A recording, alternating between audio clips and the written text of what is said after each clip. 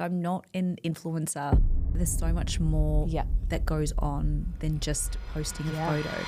Have you ever received either hate or judgment, and did it make you feel like, ooh, maybe I just want to go and hide for a moment? Today's guest is a woman who went from fleeing a war-torn country to becoming one of Australia's most influential fashion entrepreneurs.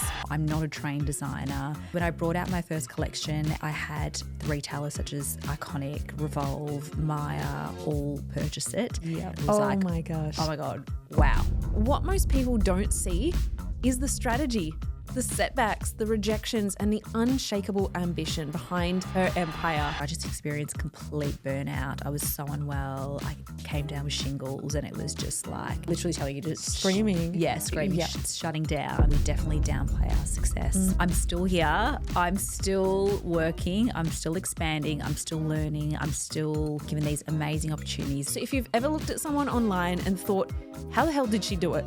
Then this one is for you. Rozalia Russian, welcome to Unstoppable Success. Thank you so much for having me. Oh my gosh, I'm so excited to chat with you because you have built such a fashion empire. You are the OG in the space, and I want to unpack the whole journey. I want to share with everyone, one, how they can take some of your lessons and make it into their own, but how you have just almost paved the path for so many others to be inspired, to build in a space that wasn't really a thing when you started.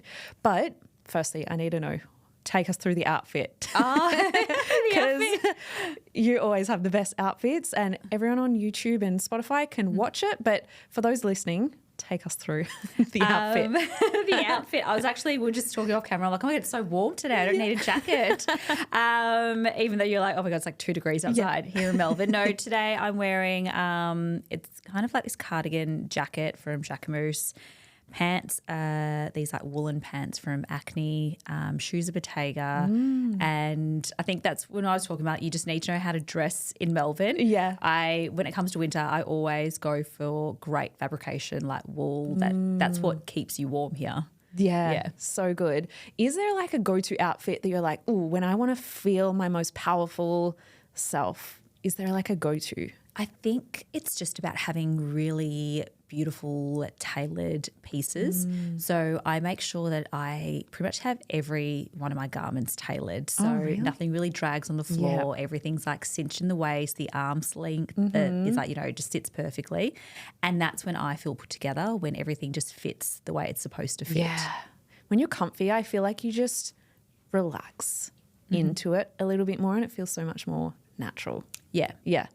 So good. Okay, first things first. So I'm on a mission because I feel like particularly in Australia, we kind of downplay our success. We kind of brush it off. A lot of people want to make sure they're humble and down to earth, and you are the definition of humble and down to earth. But I want to get a little obnoxious here and share what is something that you're really, really proud of lately or across your whole journey.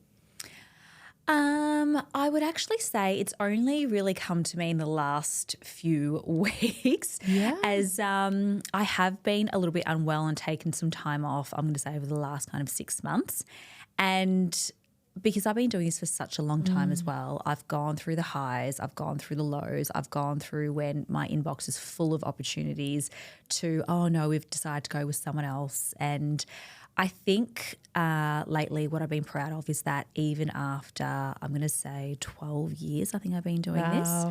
I'm still here. I'm still working. I'm still expanding. I'm still learning. I'm still, given these amazing opportunities. And as you said, I think here in Australia, we definitely downplay our success. We are the first to be like, oh, even like now when people ask me, oh, what do you do? I'm like, oh, bit of this, bit of that. Like I don't sit there saying, oh, I do this and I do this and I do this. And so I think the thing that I'm most proud of is that after all these years that I'm still here, and like any job, things come and go. But yeah, having been able to navigate the quiet periods and coming back up again, I think that is so important in order to keep on working in the future. Yeah. How do you navigate those kind of quiet moments? Because I speak to so many women in business, and it's in those quiet moments where those thoughts can come in like, oh, maybe I'm doing something wrong. Maybe I'm not cut out for this. And it can be so much easier to step back into the comfort zone, maybe give up on the dream. How do you kind of stay up to date with what brands want, what your audience wants, and really continue to build that presence? I think this is such a broad question with so many different answers. I would say the first thing is if a brand says no to me, I don't take it personally. I'm like, well, do you know what? That's fine. I'm obviously not the right fit for them. So I will go and find another brand that I am the right fit. So you can't take the no's personally. And then I also believe that there are times where, you're busy working. So you're busy filming content or doing a job, but then there are other times where things are quiet that you're busy creating work. Yeah. So when I, have been quiet within work or things haven't been, coming as regularly as previously, then I'm like, okay, all right, well, I need to create some more work for myself. And in those moments, like I sit back, I'm like, well, what is it that my audience love to see? They love to see makeup looks. They love to see outfit breakdowns. They love to see, new trends for winter. And that's when I'm busy creating those videos or creating that content for then, audiences to view, and then that's when other brands will notice. I'm like, oh, hey, I want that. So it's this like cycle of working but then creating work as well. Yeah, I think it's knowing what season you're in, and it's like, okay, because like you said, in those moments where you're getting all the emails and all the brands reaching out and it can feel like such a dopamine high, it's like, I've made it. I'm killing it right now. But in those moments when we're not getting the dopamine hits that we want, it's knowing that the cycle's going to keep coming, and those quiet moments are for rebuilding, putting the seeds out there. So amazing. You kind of started out before Instagram and fashion was kind of seen as a business, and it's so easy to build a business or choose a career path when we see others doing it. Was there anyone kind of in the realm when you were starting out, or how did you identify this could actually be a fully blown empire? When I started, even before Instagram, I did notice that there were blogs. I think it was called, the first blog that I started really taking notice, I think was at Fourth Bleaker. Okay. Yeah. And I've totally probably mucked up the name, but there were definitely blogs. And then when Instagram kind of started and I started posting, there was no one really that I was trying to follow or copy because it wasn't really a job. Yeah. So everything happened so naturally, and I kind of just winged it and rode the wave for a really long period. And I would say maybe 6-7 years ago is when we started noticing, okay, well, there's actually a bit of a formula here that we can follow. Yeah. And there's a bit of a strategy. And that's when it really changed from just, winging it to actually working with purpose and also going after brands that I wanted to work with as well. Yeah. What was the moment where you took it from, oh, I'm sharing what people are asking me about my fashion, my makeup, to realizing like, oh, I can actually monetize this? Was there a moment? Very early on, I would say straight away brands wanted to work with me, and so they would send me, like clothing and gifting in exchange for posts. And then I started charging like a really small fee. It was actually my husband's like, well, what are you going to do with all these clothes? Like send the clothes back and ask for payment. Yeah. So he was the one who really saw the future in it. Wow. And so that's when, started charging like a really small fee. But I would say it was when I got asked to design my first collection, my clothing collection, that was like, oh, wow, okay, this is so much more. I'm not a trained designer. I've never worked in the fashion area. I've never worked, in sales beyond a retail store. Yeah. And when I brought out my first collection and I had the retailers such as Iconic, Revolve, Maya all purchase it, and then the collection sold out, I think it was about 6 or 8 minutes that it was Oh my gosh. oh my God, wow. Yeah. And that was in COVID as well. We were in COVID. And it was tracksuits. No one's got anywhere to wear it. No, it was tracksuits as well. Oh, so perfect. it was this whole collection that I designed prior to COVID. And then when COVID hit, I just had this idea. I'm like, I can't release this collection. Where are we wearing these items? So I redesigned the entire collection into tracksuits. Looking back now, I'm like, I cannot look at another tracksuit for the rest of my life. But at the time, it was no one was really doing, beautiful quality tracksuits, like elevated loungewear is what we called it. And it just went gangbusters. Wow. So freaking cool.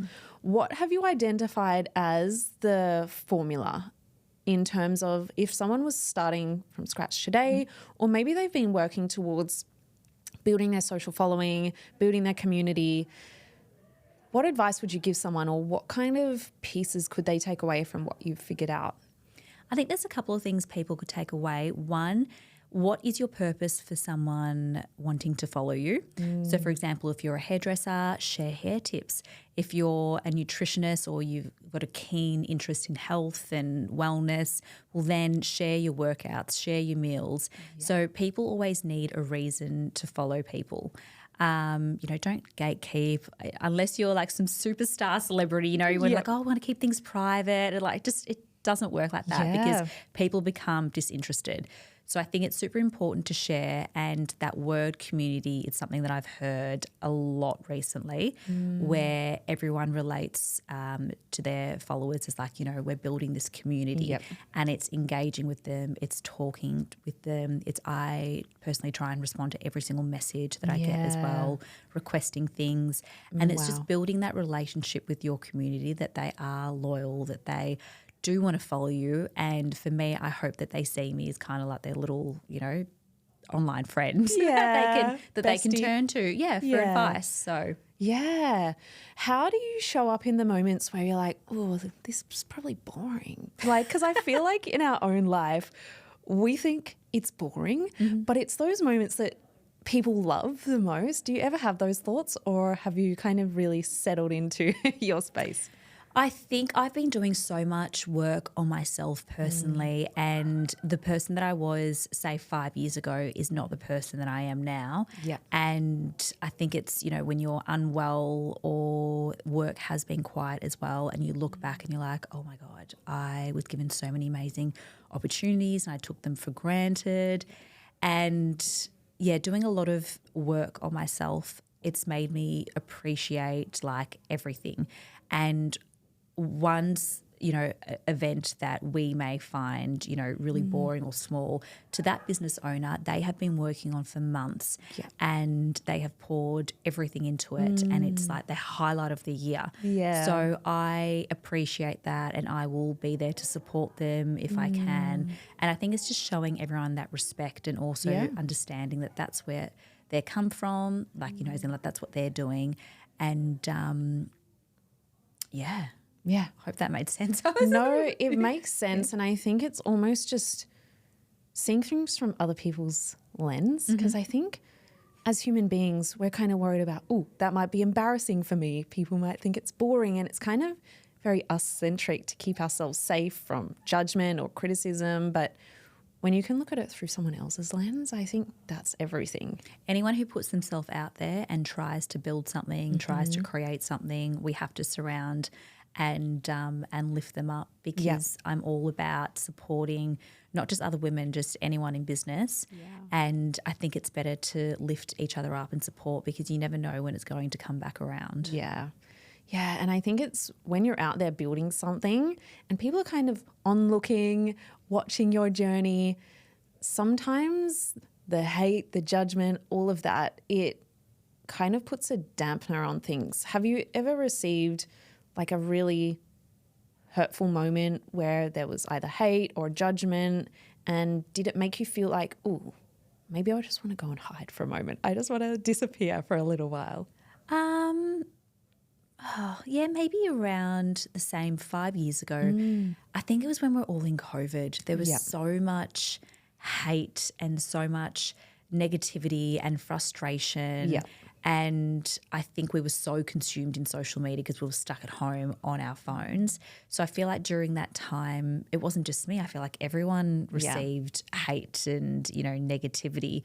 Apart from that, I've been super lucky. I always laugh about it. I'm like, if they write back to me like, oh, I would not have picked those shoes with that outfit. It's like, okay, cool. Like, Thank you very much. Thanks very much. Like, do you know what? Yeah, in a week's time, I'll probably look back and regret choosing those shoes again. Like, it's not a big deal. What I do is not serious.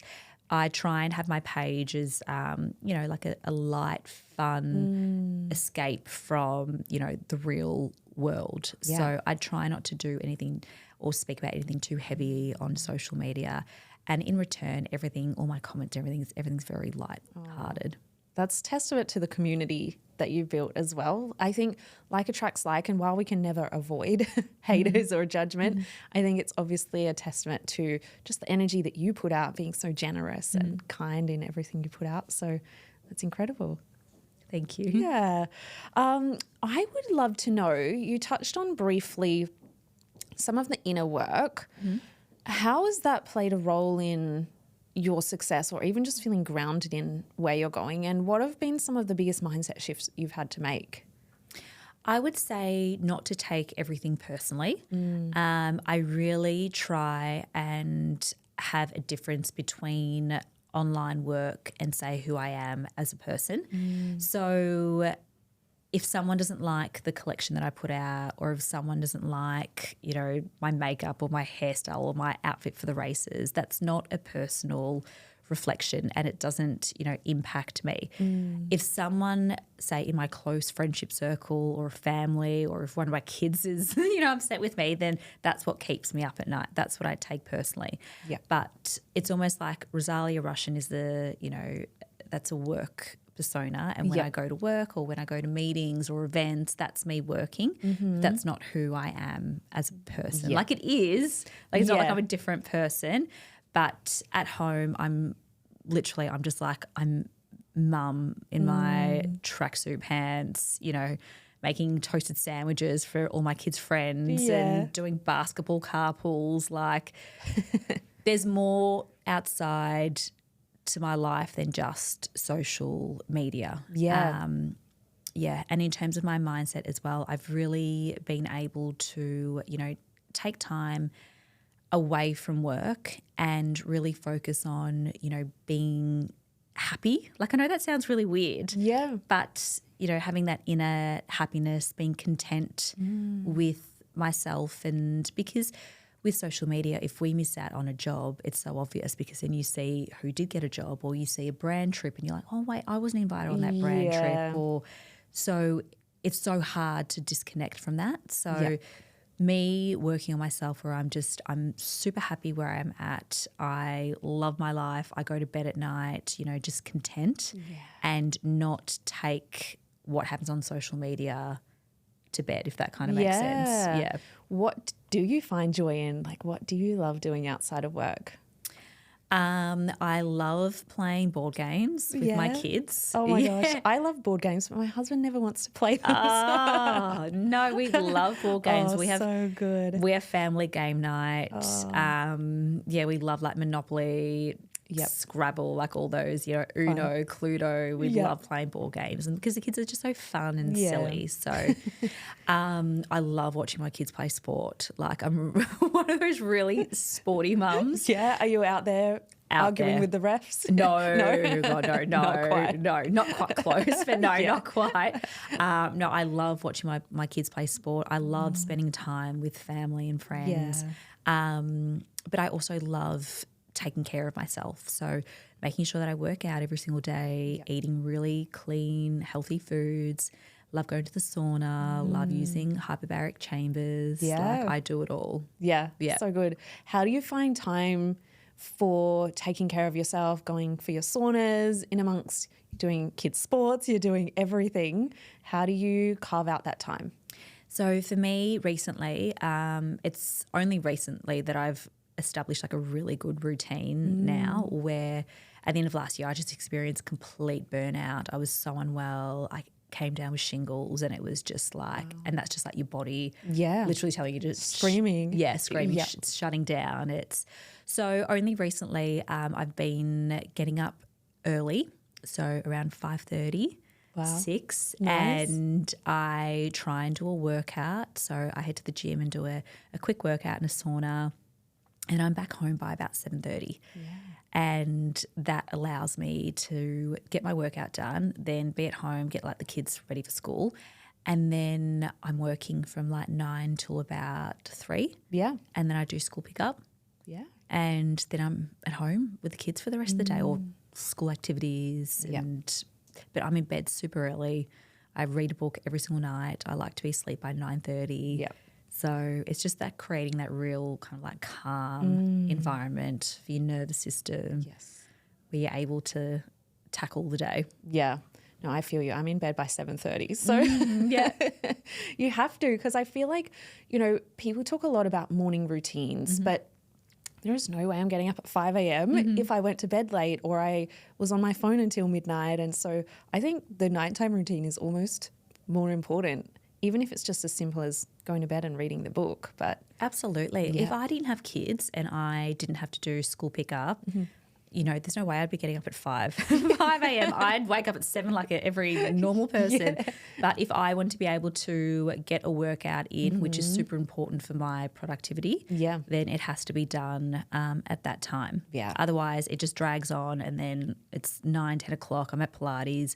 By the time I come home, the day's finished and I haven't really done anything. Yeah, no, I feel you. When I was deep in my burnout phase, that was the first thing that just went. I would wake up, get on the computer and didn't do a workout, didn't even eat breakfast. And so that's something I had to really be so strict with. Even if I wasn't hungry, I make sure I fuel myself, and otherwise I wouldn't get anything done. No, you have to. I recently switched to a paleo diet because I started seeing this like kinesiologist. And it's been unbelievable. I'm eating so much more. I have so much more energy. But yet I feel like I'm so much like toner and leaner and lighter, rather than skipping meals and, you know, all of that, those bad habits that we often fall into. Yeah, I pretty much eat paleo as well because I can't have gluten, and then sugar's not great for inflammation and everything as well. But I remember one of the first wellness retreats I went on, and I was shocked. I was like, why are we eating so much so often? And I realized actually I need to eat more of the good stuff, because I was like, let me eliminate gluten, let me eliminate these things. And then you end up with not much left. But yeah, I can agree, like eating more is so, so important. Especially as I'm getting older as well, and, you know, hormone levels that I keep on hearing about, and bone density. Like, this is my life topic now. My girlfriends and I, we sit at dinner and we sit there like, oh, you know, I'm inflamed, or oh, this, or oh, I'm getting hot flashes. Like, this is the conversations that we're having. And it's just about, I guess, like educating yourself and Yeah, because you've recently been diagnosed with arthritis. Was that a recent diagnosis, or was that something that's kind of been more inflamed recently? I first had it, I'm going to say maybe about 7, 8 years ago. Maybe 8 years ago, 9 years ago. And no doctor believed me. It was in one of my fingers. No doctor believed me. They're like, oh, you're in your 20s. You don't have arthritis. You probably just jammed it, and it just naturally went away. Like, I can't even remember. And then after I had shingles last year, November, it was just, my body just completely shut down. I was burnt out. And then the arthritis came back, and I have really bad psoriasis as well. And they say it's all linked together. And I went and saw this professor, and he tried to put me on methotrexate, which is a very high, extreme, you know, approach to it. And I read the side effects. I'm like, surely there's another way. And I just wasn't feeling great overall, aside from the arthritis. It was just my whole body and mind just wasn't how it used to be. And that's when I started seeing like this kinesiologist and chiropractor and a Chinese doctor who are all unbelievable. And it's been 7 weeks and they've managed to get my inflammation down. I still have flare-ups and my finger's still swollen, But overall, it's completely pain-free. I have so much more energy. I'm sleeping well at night. And it's amazing what diet can do. Yeah.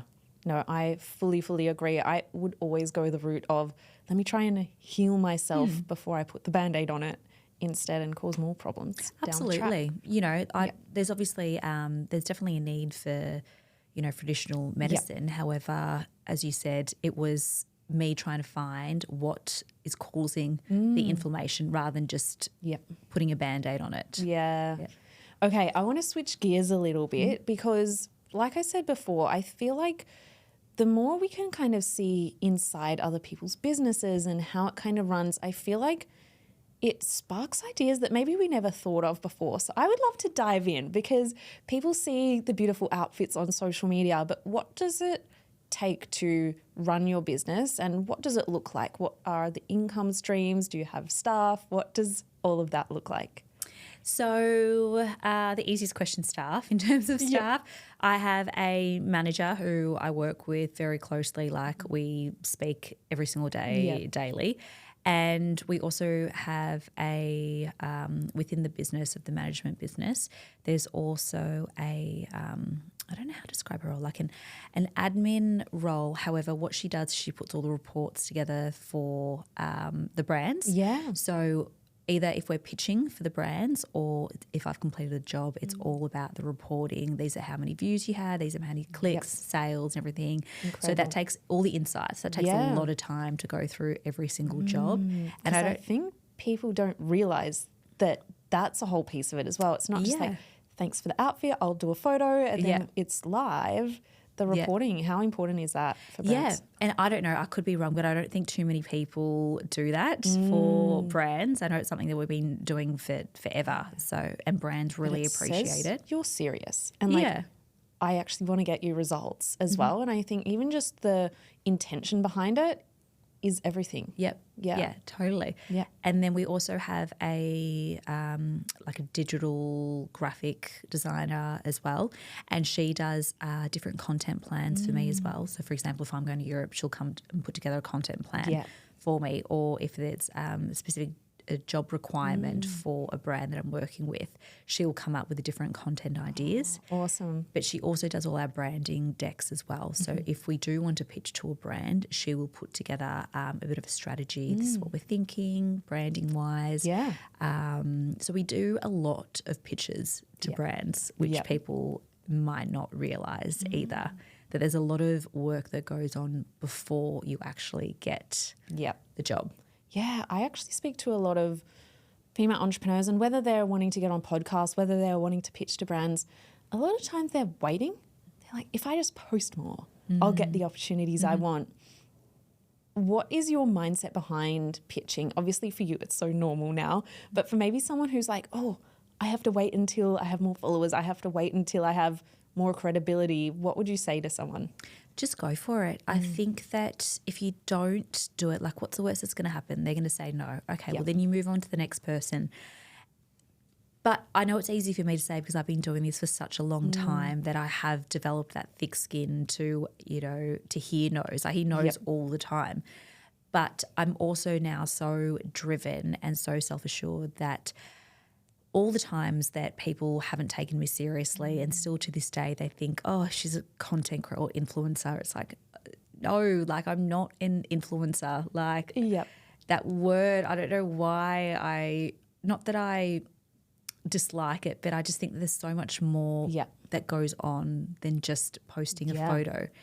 And so now I'm very confident in saying that, no, this is what I do. This is the results that I can drive. So you want to work with me? Yes. If not, no problem. I'll go to someone else. Yeah.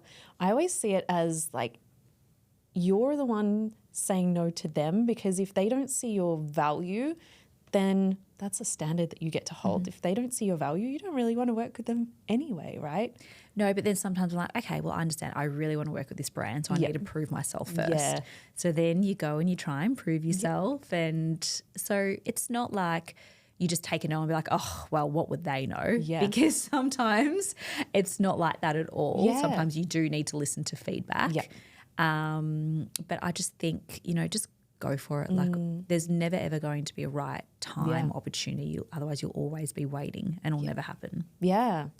In terms of your business, what are some of the different income streams or ways that you work with brands or create your empire? So obviously there's Instagram, so social media. Yep. So I'll work with brands on stories, on reels. Then I work on TikTok as well. That's another avenue. I also design for brands too. So they'll hire me to design collections for them. And those collections that you design, are they always named your name? It's not kind of like you're a secret designer behind the scenes. No. It's always branded for you. No, a lot of the times they'll want me, and I'm more than happy to put my name to it because they know that then retailers such as The Iconic, The Revolve, Maya, who have had that success before with my collections, they know that they're going to jump on that opportunity.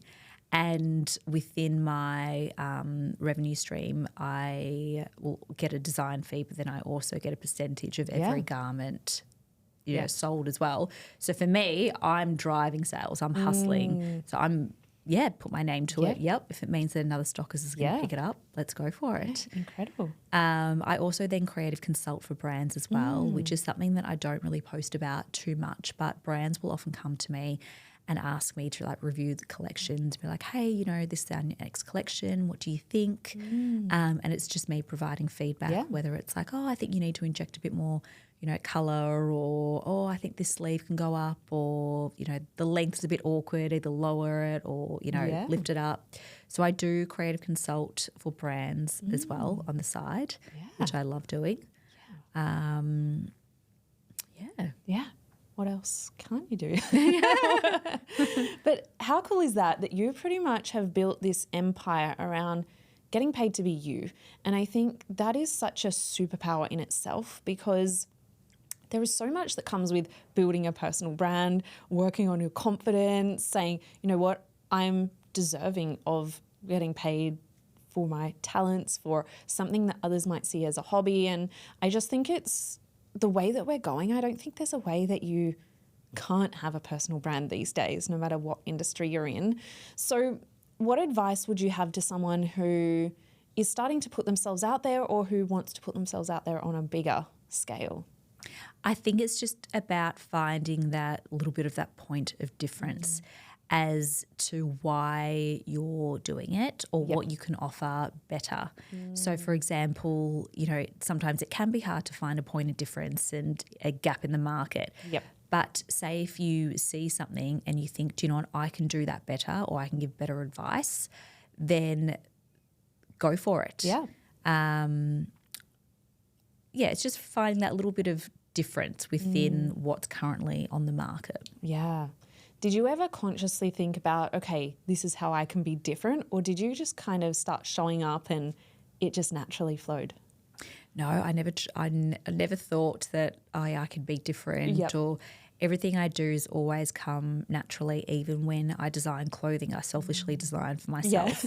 So I'm the first to say that I'm not sitting there reinventing the reel. Like, yes, I design blazers, but it's like, it's because the blazers that I see on the market, it's like the shoulder pad isn't thick enough, or the quality of the fabric isn't quite right. So again, it's just finding something and making it better, not necessarily creating or innovating this like new product that no one's ever seen before. It's almost impossible these days with AI and with everything. It's like, but I think just even putting your own little piece of magic on it, and the fact that it's attached to you, your community are going to back everything that you put out, like just because they have that personal connection with you as well. And I think that's so valuable in itself. And that's just from years and years though of me making sure that I respond to every single DM. I, I'm so grateful for my audience for being able to be put in this position that I owe it to them. To be there when they need me for whatever it is. So having them involved as well in design decisions is something that I often do as well. And it's that word community that I really want to focus more on. Is there some visions that you have for the future on what that might look like, the community aspect? Yeah, I've always said that I wanted to do my own brand, and the timing has never been right. One, I've always been, given these opportunities to design for other people, and it's kind of like, oh, do you know what? I get paid. It's I don't have to outlay anything myself. Like in terms of risk wise, the opportunities are just way too good to turn down. So I've never had time. Then my husband, who's in hospitality, he was building a bar as well and having small children. I thought, no, one parent needs to be home. Like we can't have both of us starting a business, a brand at the same time. But it's, pardon me, it is definitely something that's going to come to life in the next, I'm going to say 12 to 18 months. Very exciting. I'm excited to see. Do you have any sneak peeks on? No, no, no, it is. We are in that boring development phase. We are doing the investor decks. We're doing the pitching. We're doing the brand strategy. We're doing all the focus group work. That's where we're at. There's nothing fun. We don't have a product designed. We have a name, but that's about it. Yeah. I think even just that, like a lot of people don't see that behind even fashion brands, realizing the amount of research and planning and creating the brand and what you want it to look like and feel like, and investors and all of these things that go into it before they even see the actual products. I think it's so just interesting and so powerful to get a little sneak peek into the empire you're building. I have one final question. What does unstoppable mean to you? Because you have just continued to show up time and time again. So I would love to know, what does that word mean to you? Unstoppable. Tricky question and tricky word. For me, unstoppable is to keep going because you want to, not because you have to. And there have been plenty of times where I've just wanted to give up and be like, do you know what? I'm so over it. I don't want to do it. And looking back now, that wasn't the right time to build the brand. That wasn't the right time to launch a design collab. And having the last 6 months off and being in such a better place and mindset now, I'm building this brand because I really want to, and I don't want to look back at this opportunity and be like, I didn't really give it my all or take it. So I think being unstoppable is doing something for yourself, and it's because you really want to. Yeah. Powerful.